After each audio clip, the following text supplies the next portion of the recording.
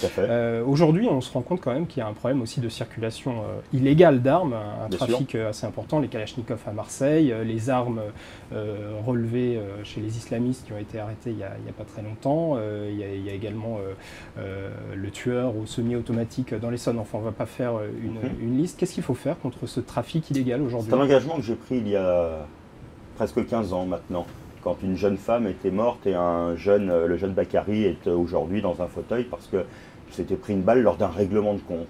Et je me suis dit que cette question des armes était un indicateur de violence dans la société. Je ne m'étais pas trompé il y a 15 ans en disant que quand on rentrait dans une boulangerie, petit à petit, on y rentrerait avec une arme de guerre, tout simplement pour voler quelques centaines d'euros. C'est ce qui se passe aujourd'hui. Et donc il y a, avec les multiples conflits qu'il y a eu aux portes de l'Europe, dans les Balkans notamment, il y a une circulation d'armes à feu.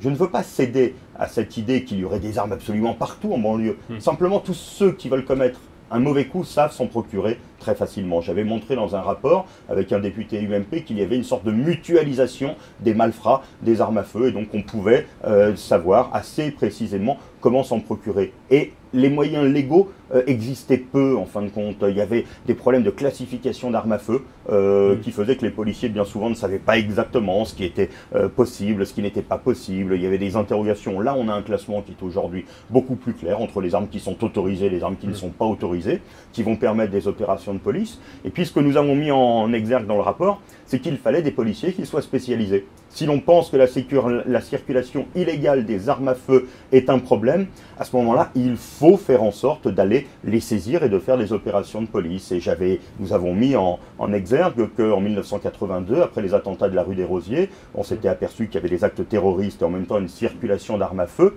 Le gouvernement, en 1982, avait mis en place un office central pour la répression du trafic des armes à feu. Cet office central a été supprimé en 2006 par Nicolas Sarkozy, fondu dans une grande réforme de la direction de la police judiciaire, mais en fin de compte, tous les effectifs de police ont été enlevés et il n'y a plus aujourd'hui d'action spécifique pour aller saisir les armes à feu, pour faire des opérations de saisie d'armes à feu. Ça va être mis en place? Oui.